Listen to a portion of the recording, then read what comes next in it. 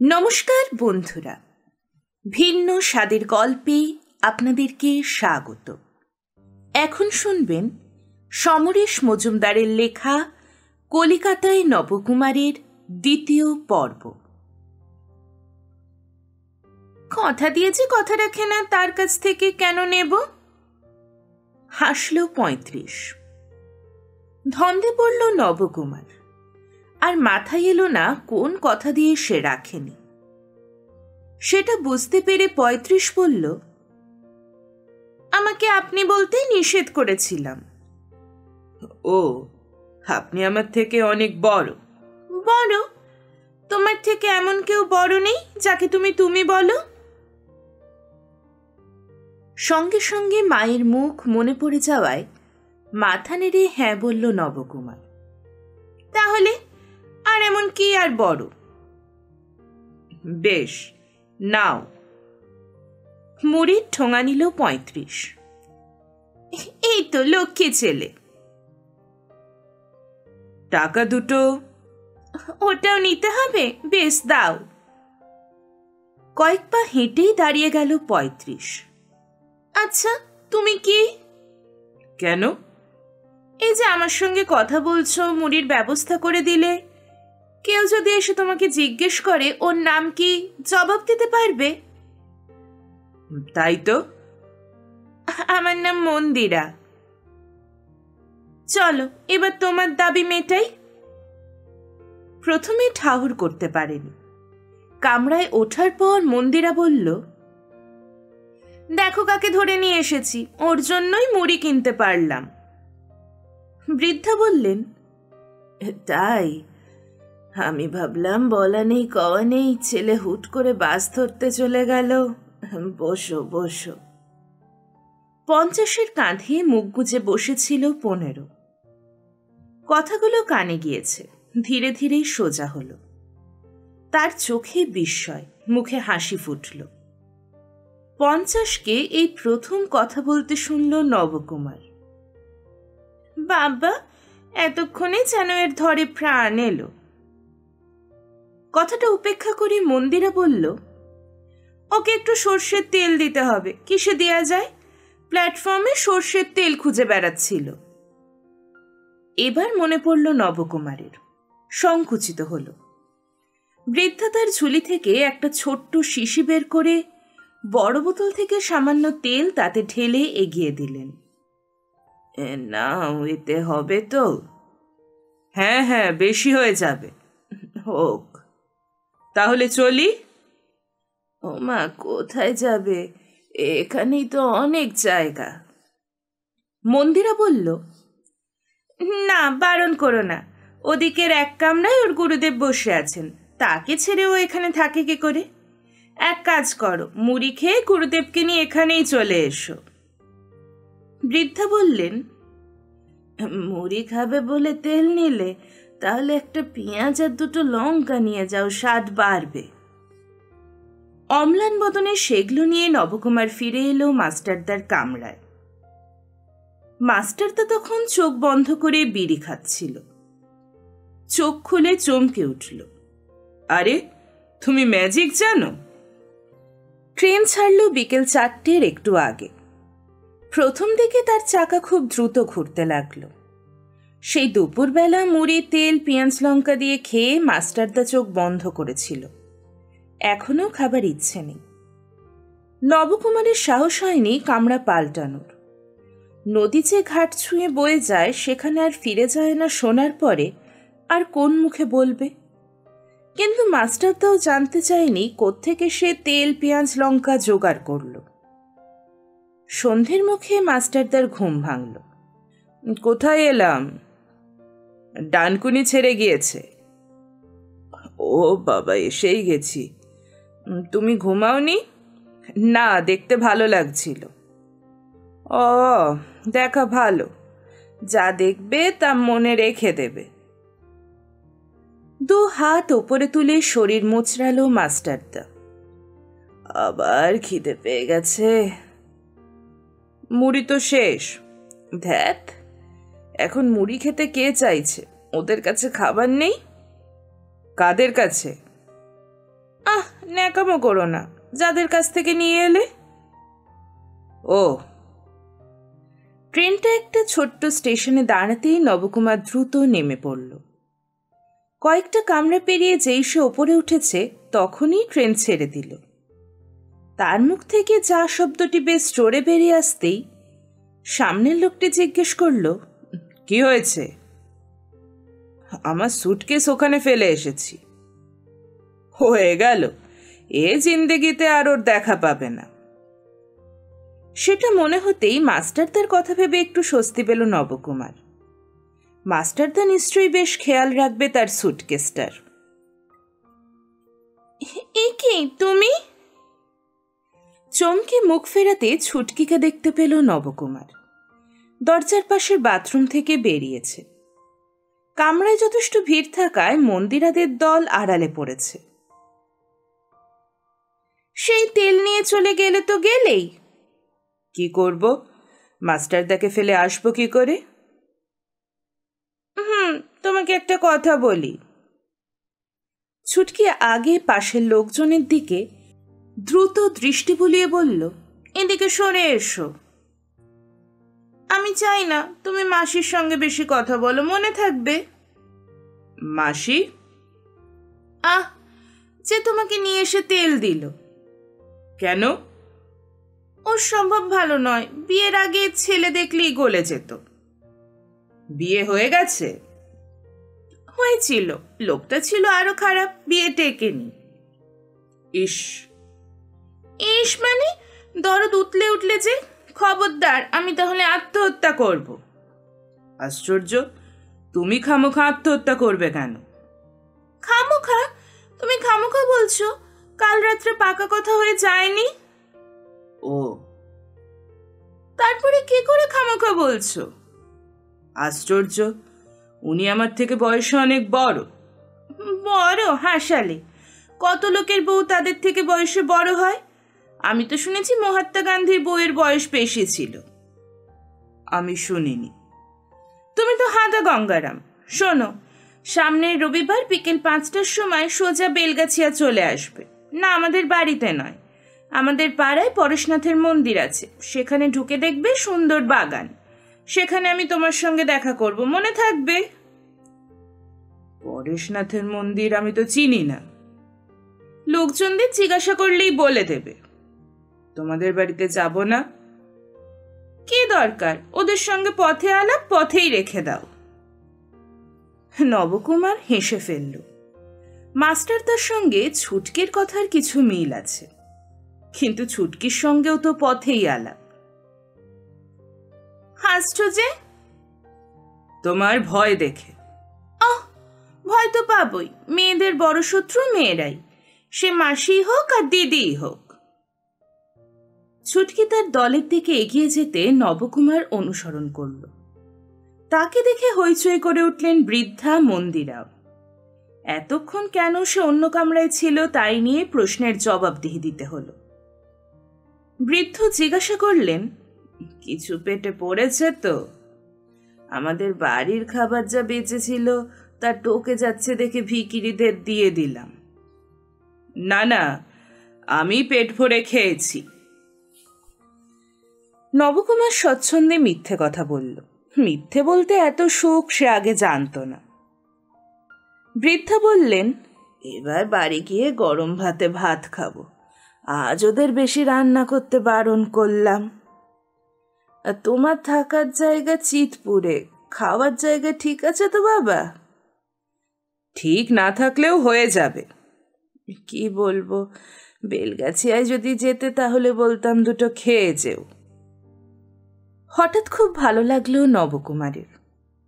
অল্প কিছুদিনের মধ্যে দেখা করবে কথা দিয়ে পরের স্টেশনে গাড়ি থামতেই সে নিচে নেমে এলো। এই বৃদ্ধ বৃদ্ধার তো কোনো স্বার্থ নেই, অথচ ওদের মনে কি অপরিসীম স্নেহ। এইসব মানুষের কথা সে গ্রামে বসে থাকলে কখনো জানতেই পারত না। ছুটকিটা পাগল, কিন্তু এই পাগলামির কথাও অজানা থেকে যেত গ্রাম ছেড়ে না এলে। ঈশ্বর জানেন তার জন্য এখনো কত বিস্ময় অপেক্ষা করে রয়েছে। অন্ধকার নেমেছিল আগেই। ঝুপঝুপ করে মাঠঘাট চাষের ক্ষেত ঢেকে ফেলেছিল। তারপর হঠাৎ যেন বড় বড় কয়েকটা জোনাকিকে জ্বলতে দেখল নবকুমার। কিন্তু এত বড় জোনাকি কি করে হবে? ট্রেনের জানলা দিয়ে সে আচমকা অজস্র আলো দেখতে পেল। সেই আলোয় আলোকিত দোতলা তিনতলা বাড়িঘর, ঠাসাঠাসি। চলন্ত ট্রেন থেকে রাস্তা দেখা যাচ্ছে, সে রাস্তায় লোকজন, গাড়ি। আর এতক্ষণ যে ট্রেনটা খুঁড়িয়ে খুঁড়িয়ে আসছিল, সে হঠাৎ পক্ষীরাজ ঘোড়ার মতো বিপুল বিক্রমে ছুটতে শুরু করেছে। ঘাড় ঘুরিয়ে নবকুমার মাস্টারদাকে জিজ্ঞাসা করল, আমরা কলিকাতায় এসে গিয়েছি না? মাস্টারদা মাথা নাড়ল। উল্টো ডিঙি পেরোচ্ছে, যদি এখানে থামে তাহলে আমরা টুক করে নেমে পড়ব, এখান থেকে চিতপুর কাছে। ঝাঁ চকচকে আলো জ্বলা প্ল্যাটফর্মে ট্রেন ঢুকল। প্রথমে মনে হলো এখানে ট্রেন দাঁড়াবে না, কিন্তু গতি কমতে লাগল। শেষ পর্যন্ত আলো না থাকা প্ল্যাটফর্মের শেষ প্রান্তে গিয়ে হাঁটি হাঁটি পা পা করতে লাগল। মাস্টারদা দ্রুত তার ঝোলা নিয়ে দরজা থেকে পা বাড়ালো প্ল্যাটফর্মে। নেমেই চেঁচিয়ে বলল, ইঞ্জিনের দিকে মুখ করে নামো, নইলে পড়ে যাবে। সুটকেস সামলে হোঁচট খেতে খেতে সামলে উঠে নবকুমার দেখল ট্রেনটা আবার গতি বাড়াচ্ছে। কামরাগুলোর জানলায় মানুষের মুখ। 1 সেকেন্ডের কম সময়ের জন্য মন্দিরার মুখ দেখতে পেল সে। তারপর চারপাশ অন্ধকার। নবকুমার জিজ্ঞাসা করল, মাস্টারদা, ট্রেনটা তো কলিকাতায় যাবে, আমরা এখানে কেন নেমে পড়লাম? আমাদের তো কলিকাতায় যাওয়ার কথা। আচ্ছা পাগল, এটাও কলিকাতা। তোমাদের গ্রামে যেমন উত্তরপাড়া, বামুনপাড়া, দক্ষিণপাড়া, বাগাদিপাড়া থাকে, তেমনি কলকাতাতেও অনেক পাড়া আছে। এই যেমন উল্টো ডিঙি, এখান থেকে আমরা যাব আরেক পাড়াতে, যার নাম চিতপুর। এসব কলিকাতার পাড়া। মাস্টারদা হাঁটতে হাঁটতে বোঝাচ্ছিল। বেরোবার রাস্তা অদ্ভুত। দুটো ট্রেন লাইন পেরিয়ে সরু পাথরে পা ফেলে উল্টো দিকের প্ল্যাটফর্মে চলে এলো মাস্টারদা। সেখান থেকে নিচে নেমে আসতেই পৃথিবীর সব শব্দ যেন একসঙ্গে কানের সুরঙ্গে হুড়মুড়িয়ে ঢুকতে লাগল। অটোর হর্ন, গাড়ির আওয়াজ এবং মানুষের চিৎকারের সঙ্গে মাথার উপর ব্রিজ দিয়ে ছুটে যাওয়া ট্রেনের চাকার আওয়াজ মিলেমিশে ভয়ঙ্কর অবস্থা তৈরি করেছে। নবকুমার এক হাতে সুটকেস, অন্য হাতে কান চাপা দিল। ততক্ষণে হাত নেড়ে একটা অটোরিকশা থামিয়েছে মাস্টারদা। চিতপুর? বিকে পাল। বেশ, তাই চলো, উঠে এসো নবকুমার। নবকুমার উঠতেই অটো ছাড়ল। পেছনে আরেকজন ভদ্রলোক বসে আছেন। একটু পরে ড্রাইভারের দুপাশে আরও দুজন করে কোনো মতে শরীর এক চিলতে জায়গায় ঠেকিয়ে বসল। দুপাশে আলো ঝলমলে দোকান, বড় বড় বাস, অগুন্তি মানুষ। নবকুমার বিস্ময়ে তাকিয়ে দেখছিল। এই শহরের নাম কলিকাতা। সামনে একটা ব্রিজ আসছে। পাশে বসা লোকটি জিজ্ঞাসা করল, কোত্থেকে আসা হচ্ছে ভাই, কটক না ভুবনেশ্বর? মাস্টারদা খিঁচে উঠল। হঠাৎ এই নামগুলো মনে পড়ল কেন আপনার? নামটা শুনে তাই ভাবলাম। আজকাল ওড়িশাতেই নবকুমার নামটা শুনতে পাওয়া যায়। আমাদের পাড়ার পানের দোকানদারের বাড়ি কটকে, ওর নাম নবকুমার, আমরা নব বলে ডাকি। মাস্টারদা নবকুমারের দিকে মুখ ফিরিয়ে বলল, যত সব। অটোয় যেতে যেতে মাথা ঝিমঝিম করতে লাগলো নবকুমারের। রাস্তায় আরও মানুষ, অটো, হাতটানা রিক্সা, গাড়ি, বাসের সংখ্যা বেড়েই চলেছে। কখনো মনে হচ্ছে তাদের অটোকে পাশের বাসটা যে কোনো মুহূর্তেই ধাক্কা দেবে। আবার সামনের রাস্তা দেখাই যাচ্ছে না মাঝে মাঝে। কলিকাতার মানুষগুলোর এতে কোনো অসুবিধা হচ্ছে না। গাড়ির জটলার মধ্যেই তারা সুরুত সুরুত করে রাস্তা পারাপার করছে। শেষ পর্যন্ত যেখানে অটোরিকশা থেকে নামতে হলো, সেখানে পায়ের নিচে ট্রাম লাইন। ট্রামের কথা নবকুমার জানে। এই পথটুকুতে সে একটুও ট্রাম দেখেনি। 10টা টাকা দিয়ে দাও, মাস্টারদা বলল। সযত্নে রাখা টাকা থেকে 10টা টাকা বের করে নবকুমার মাস্টারদার হাতে দিতে দিতে সে ভাড়া মিটিয়ে দিল। মাস্টারদা বলল, তোমার পয়সা খরচ করাচ্ছি, দলে না গেলে তো অগ্রিম টাকা পাবো না, পেলে শোধ করে দেব। ততক্ষণে দোকানপাট বন্ধ হতে চলেছে, আলো নিভছে। মাস্টারদার সঙ্গে হাঁটতে গিয়ে কেবলই হোঁচট খাচ্ছিল নবকুমার। পথ ভাঙাচোরা, কোথাও কোথাও কাদা পড়ে আছে। সে বলল, মাস্টারদা, কলিকাতার পথ এত খারাপ কেন? 5 ভূতের ব্যাপার, তার উপরে খোট্টা পাড়া, আজ সারালে কালই এই অবস্থা হবে, চোখ মেলে হাঁটো। শেষ পর্যন্ত এক চৌমাথায় এসে মাস্টারদা বলল, একটু দেরি হয়ে গেল। হ্যাঁ, মানে?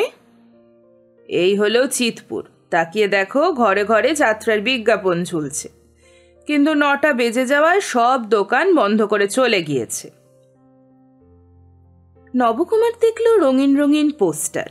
বধূ এলো ঘরে, ডাইনির নাম শাশুড়ি, দজ্জাল বউয়ের ভেরুয়া স্বামী, কমলে কামিনী, ফাটাফাটি হান্টারওয়ালি, এরকম কত নাম। নবকুমার জিজ্ঞাসা করল, এসব যাত্রার নাম? ঐতিহাসিক যাত্রা এখানে হয় না? আর কি বলবো ভাই, আমার তো বঙ্গে বর্গী, শাহজাহান, সিরাজ সব পাঠ মুখস্থ, কিন্তু পাবলিক ওসব আর দেখতে চায় না। ঠিক, আমাদের গ্রামে গেল শীতে যাত্রা এসেছিল কলকাতা থেকে, শাশুড়ি বনাম বৌমা। মেয়েরা ঝেঁটিয়ে গিয়েছিল। মাস্টারদাকে চিন্তিত দেখালো। তা তো হলো, এখন কি উপায়? আচ্ছা চলো। হাঁটতে হাঁটতে বলল, মন দিয়ে শোনো, নিজেকে এখন থেকে হাঁস বলে ভাবতে শুরু করো। জলে নামবে কিন্তু শরীর ভেজাবে না। সে কি করে করব? দেখবে, শুনবে, কিন্তু জড়াবে না। কোনো কিছু ভালো বা খারাপ লাগলেও আগ বাড়িয়ে প্রকাশ করবে না। 3 বাদরের ছবি দেখেছ? কোন 3 বাদর? একজন চোখ ঢেকেছে, 2য় জন কান, 3য় জন মুখ। হ্যাঁ, কলেজে দেখেছি। ঠিক ওই রকম হয়ে থাকবে। তুমি কিছু বলছো না, শুনছো না, দেখছো না। ঠিক আছে। বড় রাস্তা ছেড়ে একটা আধো আলোর গলিতে ঢুকলো মাস্টারদা। গলির মুখেই যারা দাঁড়িয়ে আছে তাদের মুখে রং মাখা বলে মনে হলো নবকুমারের। ওদের দেখে খিক খিক করে হেসে একজন হিন্দি গান গাইতে লাগলো, আরেকজন আজা আজা বলে 2 হাত দুদিকে মেলে নিতম্ব দোলাতে থাকলো। চাপা গলায় কিছু একটা বলে মাস্টারদা একটা সরু সিঁড়ি বেয়ে উপরে উঠে গেল। সিঁড়ির মুখেও মেয়েদের জটলা। হারমোনিয়ামে গলা মেলাচ্ছে কোনো মেয়ে কাছাকাছি ঘরে। একটা ঘরের ভেজানো দরজায় টোকা মারল মাস্টারদা। শেফালি মা, শেফালি মা। কে কে ডাকে? চেনা গলা মনে হচ্ছে, মুখ তো দেখ দেখিনি। ভেতর থেকে গলা ভেসে এলো। তারপর যে দরজা খুলল তাকে দেখে চোখ কপালে উঠল নবকুমারের। প্রায় 6 ফুট লম্বা, তেমনি চওড়া, আবলুস কাঠের মতো কালো, চূড়ো করে চুল বাঁধা বলে আরো লম্বা দেখাচ্ছে। মাস্টারদার দিকে তাকিয়ে গজদন্ত বের করে বলল, ম্যাস্টার এসেছে মা, ওপাড়ার ম্যাস্টার, সঙ্গে যে তাকে চিনি না। ততক্ষণে ভেতরে ঢুকে ঝুঁকে নমস্কার করেছে মাস্টারদা। জানি বিরক্ত করছি। যিনি আধ শুয়েছিলেন খাটে তার পরনে গরদ, সেই রঙের ব্লাউজ, ফর্সা, বেশ মোটাসোটা, মুখে বোধহয় জোড়া পান। মুক্তকে ইশারা করলেন তিনি। মুক্ত দ্রুত পিক ফেলার পাত্র তুলে নিয়ে এসে পাশে ধরল। ধীরে সুস্থে তাতে পানির পিক ফেলে উঠে বসলেন শেফালিমা। আস্তে আস্তে তার মুখে হাসি ফুটল। জানো যখন বিরক্ত করছো, তখন বিরক্ত করছো কেন? এ তো জ্ঞান পাপি। মাস্টারদা মুখ নামালো। না রে, পারলাম না, সোজা দেশ থেকে আসছি, সঙ্গে এসেছে। এর নাম নবকুমার। প্রথম গ্রামের বাইরে এলো। পথে ট্রেন দাঁড়িয়েছিল অনেক ঘন্টা, ফলে যখন পৌঁছালাম তখন যাত্রার গতি বন্ধ হয়ে গিয়েছে। শেফালি মা এবার নবকুমারের দিকে তাকালেন। পুরো নাম কি? নবকুমার রায়। বামুন নয় তো? না। কখনো গ্রামের বাইরে যাওনি? চট করে মাস্টারদাকে দেখে নিল নবকুমার। শেষ পর্যন্ত সত্যি কথা বলল। গিয়েছি গঞ্জে, সেখানকার কলেজে পড়েছি। শহরে যাওনি? আগে না। কতদূর পড়েছ? বিএ পাশ করেছি। বাবা, এ তো লেখাপড়া জানা ছেলে। কি উদ্দেশ্যে এখানে এলে? রোজগার করতে, চাকরির চেষ্টা করব। থাকবে কোথায়? মাস্টারদা বলেছে ব্যবস্থা হয়ে যাবে। শেফালি মা এবার মাস্টারদার দিকে তাকালেন। একেবারে হরিণ শিশুকে শহরে নিয়ে এলে মাস্টার? এ তো কসাইদের খপ্পরে পড়লো বলে। থাকো এখানে আজ রাত্রে, কাল ওকে নিয়ে যাত্রার গতিতে চলে যেও। মুক্ত, ওপাশের ঘরে নিয়ে যাও ওদের। মাস্টারদা বললেন, নব, শেফালি মাকে নমস্কার করো। নবকুমার ঝুঁকে নমস্কার করতেই শেফালি মা বলল, শোনো ছেলে, মাস্টার তোমাকে কোন পাড়ায় নিয়ে এসেছে তা বুঝেছ তো? মাথা নেড়ে না বলল নবকুমার। বোঝনি? বলে কি? এতগুলো মেয়ে মানুষ ডিঙিয়ে এই ঘরে ঢুকলে আর বুঝতে পারলে না বাবা? এটা হলো বেবুসেদের পাড়া। ভদ্রলোকেরা টাকা দিয়ে মজা লুটতে আসে এখানে। তুমি আমাদের দুজনের বাইরে আর কারোর সঙ্গে কথা বলবে না। নিজের মা কি আজও বেঁচে আছেন? হ্যাঁ। যখনই এদের দেখবে তাকে স্মরণ করবে, কোনো ফাঁদে পা দেবে না। যাও। মুক্ত তাদের যে ঘরে নিয়ে এলো সেখানে একটা বড় খাট পাতা আছে। মুক্ত বলল, পাশে কল পায়খানা, সব সেরে নাও, একটু পরে খাবার দিয়ে যাচ্ছি। কপাল ভালো। মাস্টারদা হাসল। কিরকম? এই ছোড়া সঙ্গে আছে বলে মা থাকার জায়গা দিল। খাওয়া শেষ করে ওরা পাশাপাশি শুয়ে পড়ল আলো নিভিয়ে। অনেকক্ষণ থেকে যে প্রশ্ন মনে ফুটছিল সেটা উগরে দিল নবকুমার। মাস্টারদা, শেফালি মা এখানে থাকেন কেন? বাহ, থাকবে না? এ বাড়ির বাড়িওয়ালা তো উনি। বেবুসেদের বাড়িওয়ালি? কিন্তু ওকে দেখে তো মনেই হয় না। কেন? উনি কত ভালো। অন্ধকারে মাস্টারদার হাসি শোনা গেল। এককালে শেফালি মায়ের নামে চিতপুর কাঁপত। খুব বড় অভিনেত্রী ছিলেন উনি। যে দলের নায়িকা হতেন তাদের কাছে ভিড় জমাত নায়করা। প্রতিদিন শো কি ডিমান্ড। এক সোনাই দিঘি বোধহয় হয়েছে 5,000 রাত। তারপর বয়স বাড়তেই মায়ের চরিত্রে চলে গেলেন, কিন্তু সেই চরিত্রটাই হতো পালার প্রধান চরিত্র। সেই সময় প্রেমে পড়লেন শেফালি মা। পরে যাত্রা ছাড়লেন প্রেমিকের চাপে, কিন্তু প্রেমিকের হলো ক্যান্সার। তাকে সারাতে নিজের জমানো টাকা জলের মতো খরচ করে গেলেন তিনি। সেই প্রেমিকের পরিবার ছিল, অবস্থাও ভালো। তারা 1 পয়সাও খরচ করতে চায়নি ওই প্রেমের জন্য। মারা যাওয়ার আগে এই বাড়িটা শেফালি মায়ের নামে কিনে গিয়েছিলেন ওর প্রেমিক। তখন উনি চলে এলেন এখানে। আর নয়, এবার ঘুমিয়ে পড়ো, সারাদিন অনেক ধকল গেছে। মাস্টারদা ঘুমিয়ে পড়ল, কিন্তু নবকুমারের ঘুম আসছিল না। কেবলই মনে হচ্ছিল কলিকাতায় আজ তার প্রথম রাত। শেফালি মায়ের দয়ায় এই ঘরে শোবে। এখানে অন্ন জুটবে তা কিছুক্ষণ আগেও তার জানা ছিল না। ছুটকি মন্দিরা ওদের মা বাবাকে কি চিনতে পারত ট্রেনে না উঠলে? রাত বাড়ছিল। ওপাশের ঘরগুলোতে গান বাজনা থেমে গিয়েছে। মাঝে মাঝে জড়ানো গলায় কোনো মাতাল চিৎকার করে উঠছে। নবকুমারের মনে হলো শেফালি মা যতই ভালো হন, এই পরিবেশে থাকা ঠিক নয়। যাত্রার গদিতে যদি থাকার ব্যবস্থা হয় তাহলে নিশ্চয়ই সেই জায়গা এখান থেকে অনেক ভালো হবে। হঠাৎ কানে চিৎকার, চেঁচামেচি, কান্না ভেসে এলো। তড়াক করে উঠে জানলার খড়খড়ি সরাতে এসে দেখতে পেল কালো ভ্যানে কিছু লোককে টেনে তুলছে পুলিশ। লোকটা চিৎকার করে উঠল, জয় মা কালী কলকাতাওয়ালি, ঘুমা, এবার ঘুমিয়ে পড়। নবকুমার প্রথম রাত্রেই কলিকাতা দর্শন শুরু করল। মাস্টারদা বললেই ঘুম আসবে দুই চোখে, এমন অবস্থা নবকুমারের ছিল না। বিছানায় শুয়ে এসে কেবলই ভাবছিল একটু আগে দেখা দৃশ্যটির কথা। এরকম দৃশ্য সে কখনো গ্রাম বা গঞ্জে দেখেনি। ওই পুলিশগুলো কারা? এরা সত্যি সত্যি পুলিশ তো? খবরের কাগজে পড়েছে পুলিশের পোশাক পরে গুন্ডারা নাকি অত্যাচার চালাতে খুব পছন্দ করে। নবকুমারের মনে হলো এরা বোধহয় সেই গুন্ডার দল যারা একটা পুলিশের গাড়ি চুরি করে নিয়ে এসেছিল।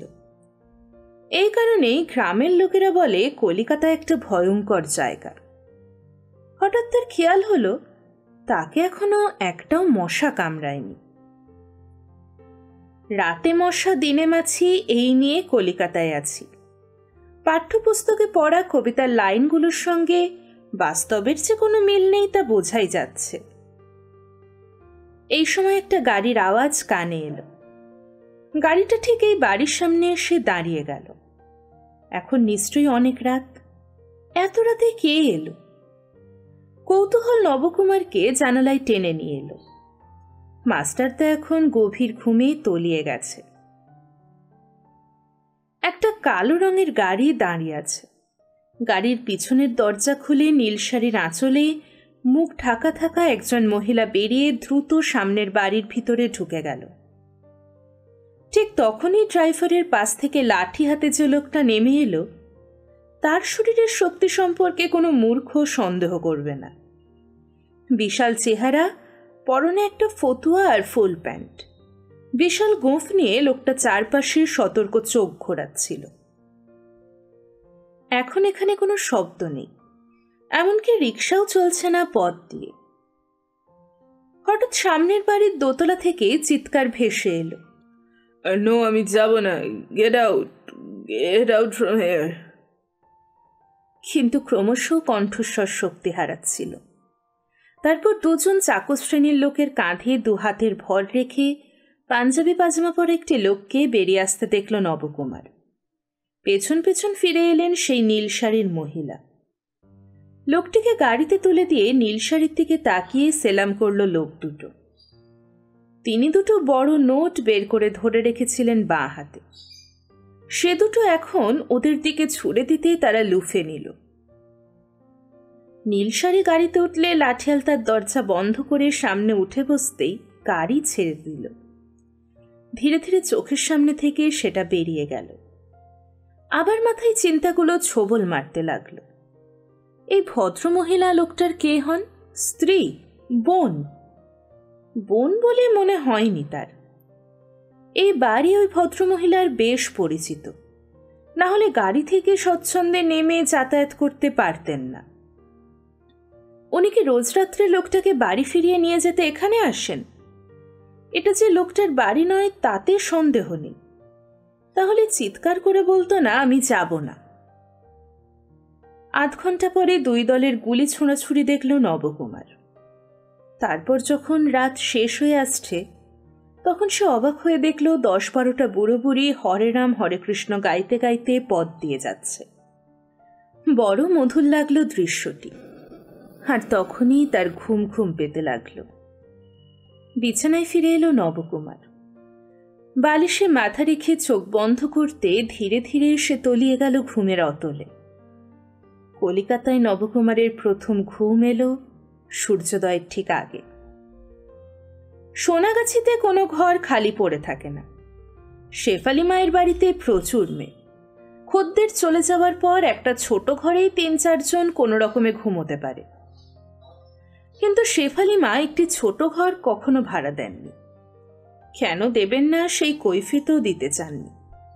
বাড়ির মেয়েরা শেফালি মা পর্যন্ত পৌঁছাতে পারে না, মুক্তই তাদের সামলায়। মুক্তর মুখকে ভয় করে না এমন মেয়েকে এ বাড়িতে রাখা হয় না। মাস্টার তার ঘুম ভেঙেছিল সকালে। নবকুমার তখন গভীর ঘুমে।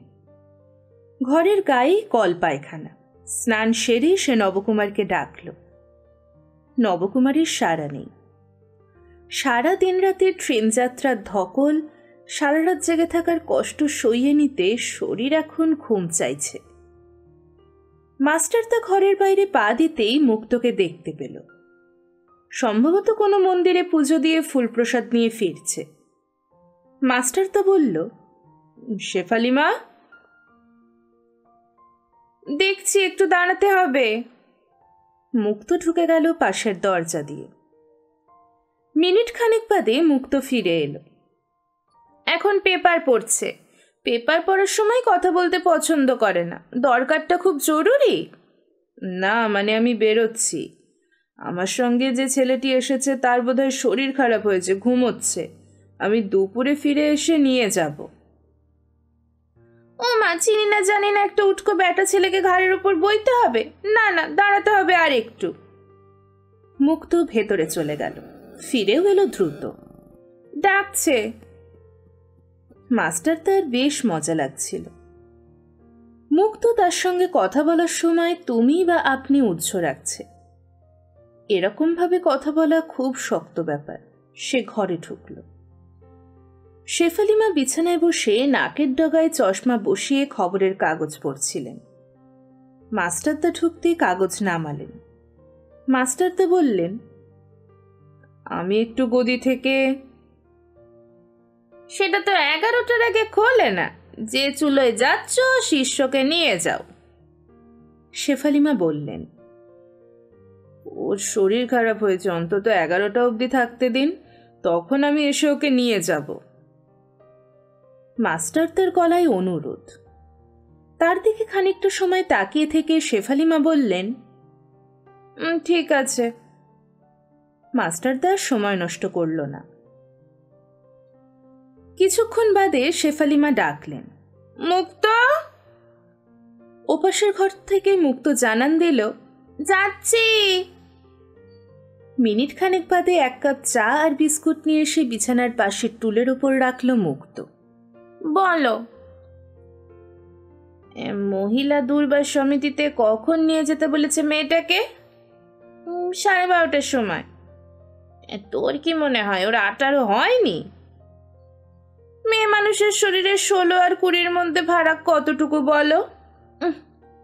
যা বলছি তার জবাব দে। মনে হয় হয়নি। বিনাকে ডাক এখনই। মুক্ত বেরিয়ে যাচ্ছিল। শেফালিমা আবার বললেন, মাস্টার বলে গেল ছেলেটার শরীর খারাপ হয়েছে, একবার গিয়ে দেখিস তো। কি কষ্ট হচ্ছে জিজ্ঞেস করে আয়। আর যদি ওর চা খাওয়ার অভ্যেস থাকে তাহলে 1 কাপ চা দিস। মুক্ত বেরিয়ে গেল। নবকুমার ঘুমোচ্ছিল। তার হাঁটু দুটো প্রায় কোমরের কাছে। মুক্ত দৃশ্যটা দেখল। তারপর এগিয়ে এসে কপালে আঙুল ছুঁয়ে ঠোঁট মুচড়ে ঘর থেকে বেরিয়ে গেল। বিনার বয়স 50 পেরিয়েছে অনেক দিন, কিন্তু আশেপাশের মেয়েরা ওর মুখে ওই 50ই শুনে আসছে। গায়ের রং শ্যামলা, শরীর বেঁটে খাটো, সবসময় পান 2 গালে টোপর হয়ে আছে। মুক্ত খবরটা দিতেই বিনা চোখ বড় করেছিল। বাড়িওয়ালি ডাকলেই ছুটতে হবে, বলো হাতের কাজ শেষ করে সময় হলে যাব। বলবো, কিন্তু এখন গেলেই ভালো করতে। বাড়িওয়ালি না থানার দারোগাটা বুঝতে পারি না। ঠিক আছে চল। ডাকছে কেন?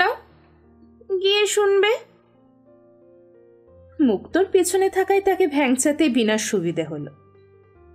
ঘরে ঢুকে একগাল হেসে বিনা বলল, মা আমাকে ডেকেছ? আজ 12:30টায় মেয়েটাকে নিয়ে দূরবারে যাবে। যেতে হবেই। শেফালিমা অবাক চোখে বিনাকে দেখলেন। মহিলা দুর্বার সমিতির সঙ্গে তুমি লড়াই করতে চাও নাকি? করতে পারো, তাহলে আমার বাড়ি ছেড়ে দিতে হবে। বিনা বলল, না না তা বলছি না, তবে বলছি এটা কিন্তু জোর জুলুম। আগে মেয়েদের 13-14তে বাচ্চা হতো, সেই বাচ্চা বড় হতো। আমার দিদিমার শুনেছি 13 থেকে 18-র মধ্যে 4-4টে বাচ্চা হয়ে গিয়েছিল। এখন এই মেয়ের যদি 16 বছর বয়স হয় তাহলে ব্যবসা করতে পারবে না? দিব্যি পারবে। শেফালি মা বললেন, এখন 18-র নিচে বিয়ে দেওয়া যখন আইন বিরুদ্ধ, তখন দুর্বার যে নিয়ম করেছে তা মানতে হবে। বিনা দোপা এগিয়ে এলো। কিন্তু মা, তোমাকে সত্যি বলছি, নগদ 12,000 দিয়ে কিনেছি। ওর প্রেমিক ওকে দিয়ে টাকা গুনে নিয়ে গিয়েছে। 2 দিন কেঁদেছিল, কাল থেকে চুপ মেরে আছে। যদি ওরা বলে 18 হয়নি, তাহলে আমার টাকাটা যে জলে পড়ে যাবে। আমি কোনো কথা শুনতে চাই না বিনা। তুমি আমার কাছ থেকে 2টো ঘর ভাড়া নিয়েছো। এর আগে 2বার কেলেঙ্কারি হয়েছে তোমার ওখানে, আমি কিচ্ছু বলিনি। তখন দুর্বার সমিতি তৈরি হয়নি। ওরা এলাকায় মেয়েদের নিয়ে সমিতি করছে মেয়েদের উপকার করতে। আমার বাড়িতে থাকতে হলে ওদের কথা শুনতে হবে। শেফালি মা সরাসরি বলে দিলেন। বিনা আর কথা না বাড়িয়ে মুখ কালো করেই চলে গেল। সকাল 10:30টায় মুক্ত এসে শেফালি মাকে খবর দুটো দিল। বিনা নাকি খুব চেঁচামেচি করছে, কারণ তার ঘর থেকে নতুন মেয়েটা পালিয়ে গিয়েছে। টাকা চাই যাক, এখন দুর্বার সমিতিতে গিয়ে সে কাকে পরীক্ষা করবে? দ্বিতীয় খবরটি হলো নবকুমারীর ঘুম ভেঙেছে, তাকে চা দেয়া হয়েছে। শেফালি মা খবরটা শুনে গম্ভীর হলেন। তারপর বললেন, বংশীকে বলো আমার সঙ্গে দেখা করতে এখনই। মুক্ত জিজ্ঞাসা করল, ওই ছেলেটাকে কি বলবো? এ কোন ছেলে যাকে চা দিয়ে এলাম? ওকে নিয়ে ভাবার তো কোনো কারণ হয়নি। বিনার যে এত বার বেড়েছে তা আমার জানা ছিল না। এত সাহস তো একদিনে পাইনি। এখানকার কোনো খবর দেখছি তুই আমাকে ঠিকঠাক দিস না। যা বললাম তাই কর। ঘুম ভাঙার পর চা খাওয়ার অভ্যেস নেই নবকুমারের। স্টেশনের দিকে গেলে রতনের দোকানে মাঝে মাঝে 1 গ্লাস কখনো খেয়ে থাকে, কিন্তু এখন চাই বিস্কুট ভিজিয়ে খেতে বেশ ভালো লাগলো। সেই ভয়ঙ্কর চেহারার মেয়ে মানুষ চায়ের কাপটির সামনে রেখে চলে গিয়েছিল কোনো কথা না বলে। মাস্টারদার কথা ওকে জিজ্ঞাসা করার সুযোগ হয়নি। ঘুম ভাঙার পর মাস্টারদাকে দেখতে না পেয়ে বেশ অস্বস্তি হচ্ছিল, কিন্তু চা পাওয়ার পর সেটা কেটে গেল। এখন এ বাড়িতে কোনো শব্দ নেই, গান দূরের কথা, কোনো হারমোনিয়াম বাজছে না, মেয়েদের চিৎকার হাসি শোনা যাচ্ছে না। অদ্ভুত শান্ত চারধার। সে জানলার পাশে এসে দাঁড়ালো। গতরাতের রাস্তাটা যেন ঝিমোচ্ছে। একটা খালি রিকশা অলসভাবে চলে গেল। এরকম রিকশা তাদের গ্রামে কেউ দেখেনি। ওখানে ভ্যান রিকশায় 8 জন যাওয়া আসা করে। নবকুমারের মনে হলো এটা বাবুদের রিকশা। চা শেষ করতেই চিৎকার কানে এলো। একজন মহিলা তারস্বরে চেঁচাচ্ছে। গ্রামের মেয়েদের ঝগড়া সে দেখেছে, চেঁচামেচি শুনেছে। তাদের কণ্ঠস্বর এর কাছে কিচ্ছু নয়। জানলা থেকে সরে এলো সে। এখান থেকে আজই চলে যেতে বলেছেন শেফালি মা, কিন্তু কোথায় যাবে তা শুধুমাত্র মাস্টারদাই জানে। তার ফিরে না আসা পর্যন্ত অপেক্ষা করতেই হবে। খাটের একপাশে বসল নবকুমার। মেলার পাশে হোগলার ছাউনিতে রং মেখে যারা দাঁড়িয়ে থাকে তাদের শহরের বাড়ি এটা। কলিকাতায় এসে সে এমন একটা বাড়িতে রাত কাটিয়েছে জানলে বাবা মায়ের কি অবস্থা হবে। হাসল নবকুমার। ওরা ভাবতেই পারবে না সে নিশ্চিন্তে এরকম বাড়িতে ঘুমিয়েছে। যাত্রা করতে গিয়ে শেফালি মায়ের সঙ্গে মাস্টারদার পরিচয় হয়েছিল। সেই সুবাদে ওকে নিয়ে চলে এসেছেন রাত্রের আশ্রয়ের জন্য। কলিকাতায় নিশ্চয়ই অনেক হোটেল আছে, সেখানে গিয়ে উঠল না কেন? পয়সা খরচ হওয়ার ভয়ে? এই সময় দরজায় শব্দ হলো। মুক্ত ঘরে ঢুকে ঘোষণা করল, মা ডাকছে। শেফালি মায়ের সামনে পানের ডিবে। এক খেলি পান মুখে দিয়ে বললেন, রাত দুপুরে মাস্টার তোমাকে নিয়ে হাজির হয়েছিল বলে না বলতে পারিনি। বলেছিলাম সকালে চলে যেতে। অথচ দুপুর পর্যন্ত পড়ে পড়ে ঘুমাচ্ছ। মাস্টারদা এলেই চলে যাব। আর সে যদি আর এমুখো না হয়? মানে? মাথার বোঝা এখানে ফেলে যদি গা ঢাকা দেয় তাহলে কি করবে? না না, মাস্টারদা ঠিক ফিরে আসবে। তোমাকে বলে গিয়েছে? শেফালি মা পাঞ্চি বলেন, চোখ নবকুমারের ওপরে। ওই চেয়ারে গিয়ে বসো। শেফালি মা হুকুম করলেন ঘরের উল্টো কোণে জানলার গায়ে একটি টেবিল এবং চেয়ার। বিনা বাক্য পেয়ে নবকুমার চেয়ার টেনে বসল। শেফালি মায়ের গলা ভেসে এলো। বাঁদিকে ড্রয়ার টেনে খোলো, ওখানে কাগজ আর কলম পাবে, বের করো। সুন্দর সাদা কাগজ আর ফাউন্টেন কলম বের করল নবকুমার। ছেলেবেলায় পেন্সিলে লেখা শুরু করার পর ডট পেনে লেখালেখি করেছে সে। ফাউন্টেন কলম একটাও ছিল না। এদিকে তো তাকাও, পড়াশোনা তো করেছো বলেছো, একটা চিঠি লেখো তো। চিঠি? হ্যাঁ লেখো। সভাপতি মহিলা দূরবাস সমিতি কলকাতা লিখেছ? হ্যাঁ। কি লিখেছ? সভাপতি মহিলা দূরবাস সমিতি কলিকাতা। কলিকাতা কেন? আমি কি কলিকাতা বলেছি? আগে ভূগোলের স্যার বলতেন কলিকাতা হলো শুদ্ধ, কলকাতা অশুদ্ধ। জব চার্নক সাহেবের সময় এই অঞ্চল 3 ভাগে বিভক্ত ছিল: গোবিন্দপুর, সুতানটি এবং কলিকাতা। কোন স্থানের নাম বিকৃত করা অনুচিত। ইংরেজরা বিকৃত করে বলতো ক্যালকাটা। অবাক হয়ে ব্যাখ্যা শুনলেন শেফালি মা। তারপর বললেন, চিঠিতে কি লিখতে হবে শোনো। আমি সভাপতিকে জানাচ্ছি যে আমার বাড়িতে বীণারানী নামের একটি মেয়ে মানুষ আমার অজান্তে যে মেয়েটিকে কিনে রেখেছিল, যাকে দূরবাস সমিতির সামনে আজ নিয়ে যাওয়ার কথা ছিল, তাকে নাকি খুঁজে পাওয়া যাচ্ছে না। বীণারানী এই কথা জানিয়েছে। আমি এই ব্যাপারে আর কিছু জানি না, বুঝলে? মাথা নাড়ল নবকুমার। এবার চটপট লিখে ফেলো। শেফালি মা মুখ ফেরালেন। একটু ভেবে চিঠিটা লিখল।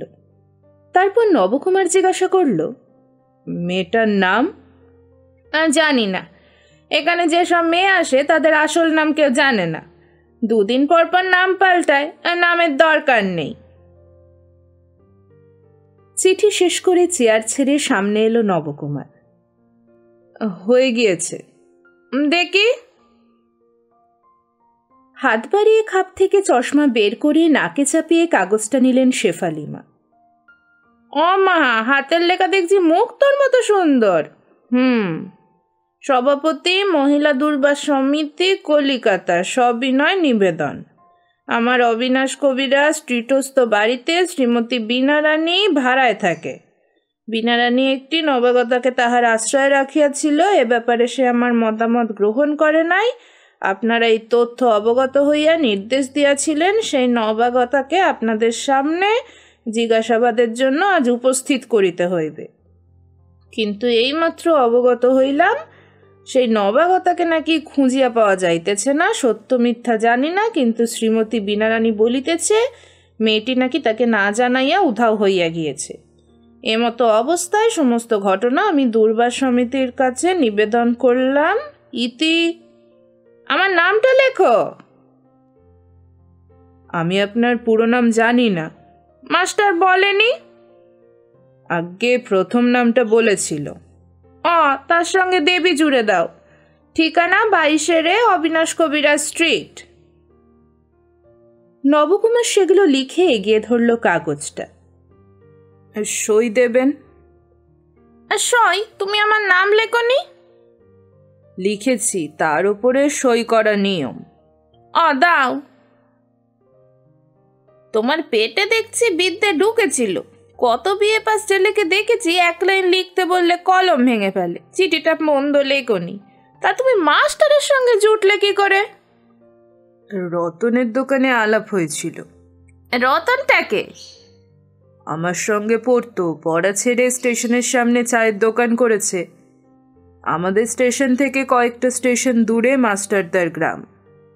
কলিকাতায় কাজ না থাকলে গ্রামে চলে যেতেন, তখন মাঝে মাঝে রতনের দোকানে আসতেন। আর সে তোমাকে এখানে নিয়ে এলো চাকরি দেবে বলে? না, আমি ওকে অনুরোধ করেছিলাম। কে চাকরি দেবে বলেছে? কিছু বলেননি, চেষ্টা করে দেখবেন। এক কাজ করো, এই চিঠিটা তুমি মহিলা দুর্বার সমিতির অফিসে গিয়ে দিয়ে এসো। এর আগে মহিলা দুর্বার সমিতির নাম শুনেছ? আগে না। এই পাড়াটায় কারা থাকে বুঝতে পেরেছ? নীরবে মাথা নেড়ে হ্যাঁ বলল নবকুমার। কাল রাত্রে যখন মাস্টারের সঙ্গে এখানে ঢুকলে তখন যাদের দাঁড়িয়ে থাকতে দেখেছো তাদের কি আগে কোথাও দেখেছো? কোথায়? আমাদের পাশের গ্রামের মাঠে মেলা হয়, সেখানে একদিকে হোগলার ঘরে ওরা আসে, দূর থেকে আমি দেখেছি।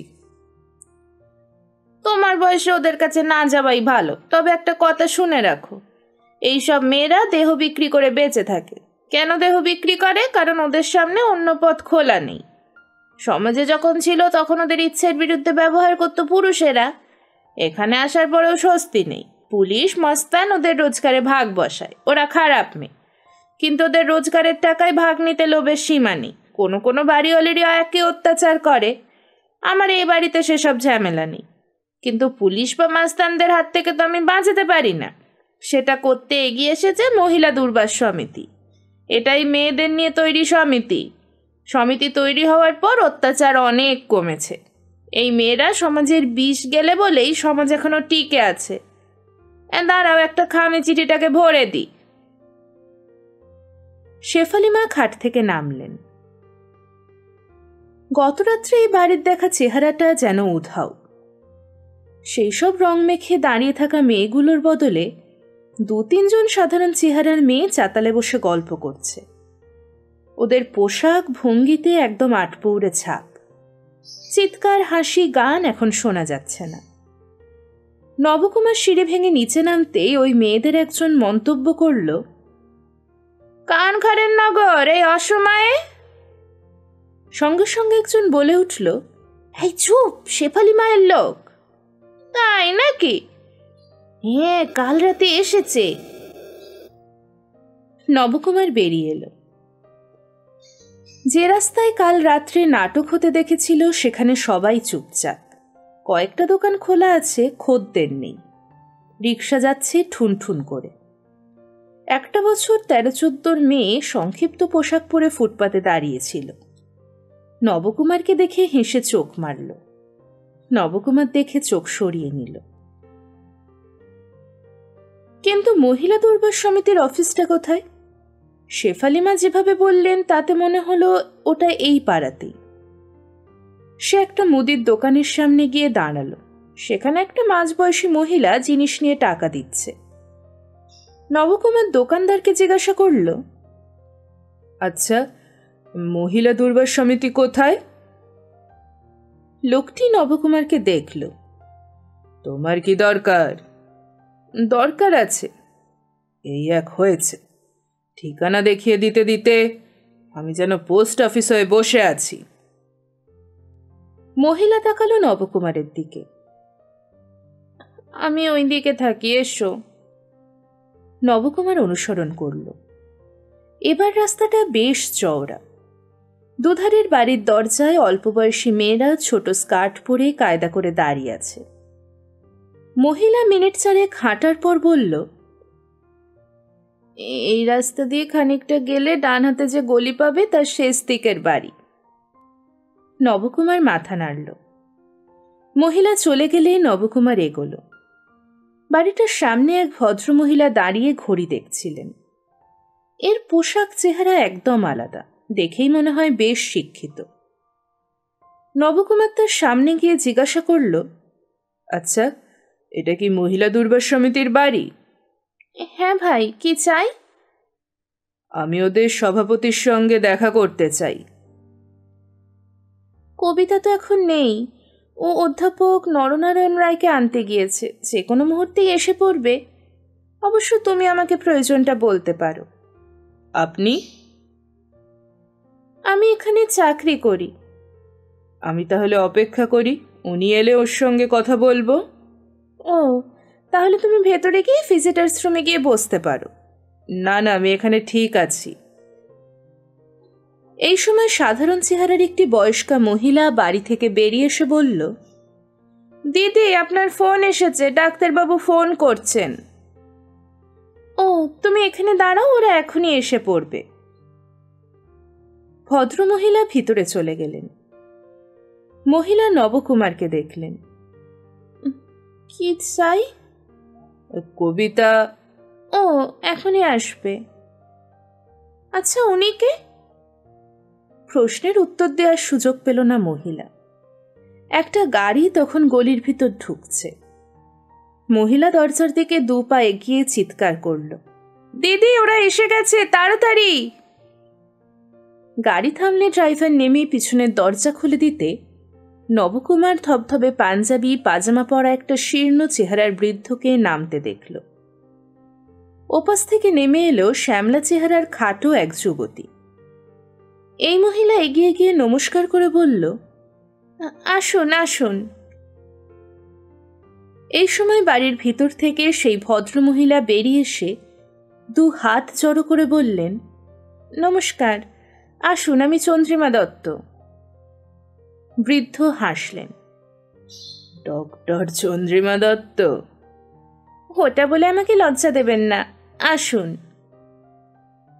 বৃদ্ধ এগিয়ে যেতে যেতে নবকুমারের পাশ দিয়ে যাওয়ার সময় দাঁড়ালেন।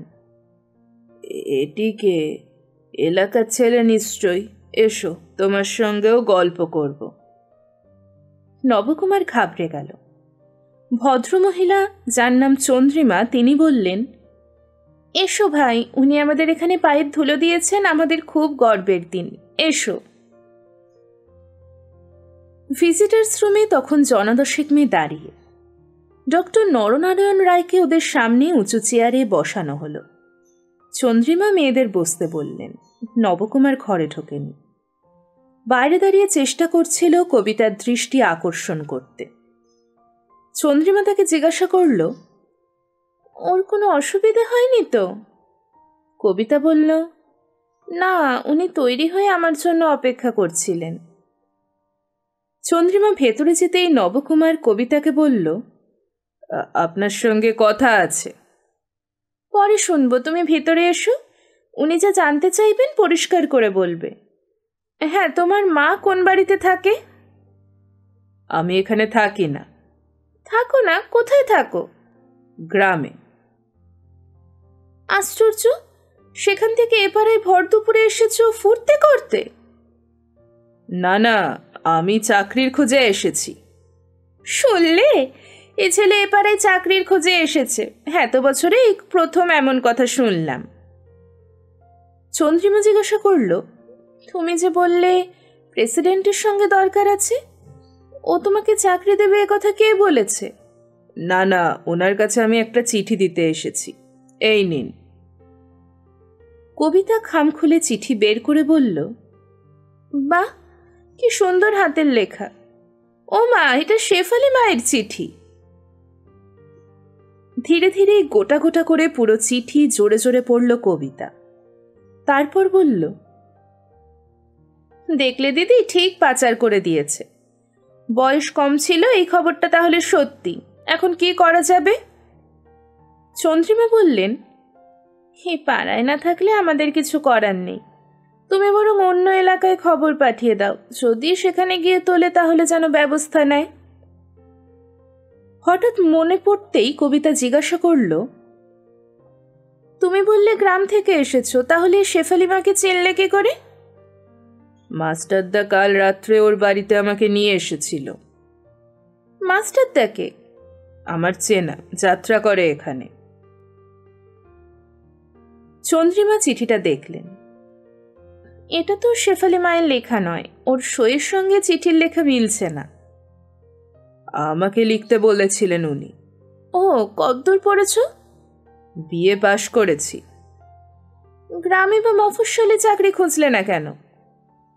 ওখানে চাকরি নেই, অনার্স না থাকলে কেউ কথাই বলে না। আমি সাধারণ গ্র্যাজুয়েট। কলিকাতায় তো অনেক মানুষ, অনেক রকমের কাজ আছে, তাই। আচ্ছা, আমি চলি। দাঁড়াও, তুমি আমার সঙ্গে ভিতরে এসো। চন্দ্রিমা শক্ত গলায় বলে ঘরের ভিতরে চলে গেল। নবকুমার বাধ্য হলো অনুসরণ করতে। সে দেখল বসে থাকা মেয়েরা একের পর এক উঠে নিজের পরিচয় জানাচ্ছে অতিথিকে। যৌনকর্মী শব্দটি এর আগে কখনো শোনেনি নবকুমার। মানে বুঝতে একটু সময় লাগলো, কিন্তু ভেতরে ভেতরে টালমাটাল হলো। মানুষটি কাজটা করে তা পেট ভরাবার জন্য হোক অথবা মনের টানে হোক, সে সেই বিষয়ের কর্মী। যেমন জমাদারকে বলা হয় সাফাই কর্মী, আবার নার্সকে বলা হয় সেবা কর্মী। যৌনকর্ম যিনি করেন তিনি যৌনকর্মী। এ কাজে তো পুরুষদের প্রয়োজন হয়, তাহলে পুরুষরাও কি যৌনকর্মী? এই যে এখানে এতগুলো মেয়ে নিজেকে যৌনকর্মী বলে যখন পরিচয় দিচ্ছে, তখন সংকোচ তো বোধ করছেই না, বরং পরিচয় দিতে পেরে গর্বিত বলে মনে হচ্ছে। সবাই নিজেকে পরিচিত করার পর নরনারায়ণ রায় বললেন, তোমাদের মধ্যে কে কে এইডসে আক্রান্ত? সঙ্গে সঙ্গে 3টি মেয়ে হাত তুলল। চন্দ্রিমা বললেন, নিয়মিত চিকিৎসা হচ্ছে ওদের, উপযুক্ত ব্যবস্থা না নিয়ে কেউ কাস্টমার অ্যাটেন্ড করে না। ছোটখাটো কিন্তু খুব মিষ্টি দেখতে একটি মেয়েকে নরনারায়ণ রায় প্রশ্ন করলেন, তুমি কি জানো কিভাবে আক্রান্ত হলে? আমি মেদিনীপুরের গ্রামে থাকতাম, সেখানে শ্বশুর বাড়ি। আমার স্বামী বোম্বাইতে সোনার কাজ করত। বিয়ের 6 মাস পরে যখন ফিরে এলো, তখন দেখতাম ওর শরীর খারাপ, পাতলা পায়খানা আর মাঝে মাঝে বমি করছে।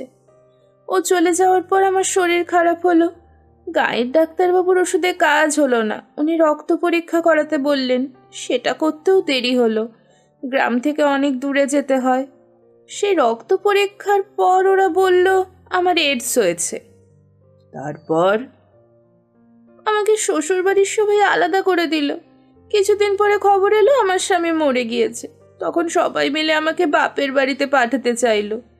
আমি জোর করে থেকে গিয়েছিলাম, কিন্তু আমার শরীর খারাপ হচ্ছিল। এই সময় ঘাটালে এইডসের বিরুদ্ধে প্রচার করতে গিয়েছিলেন দুর্বার সমিতির কয়েকজন দিদি। খবর পেয়ে তাদের সঙ্গে গিয়ে দেখা করলাম।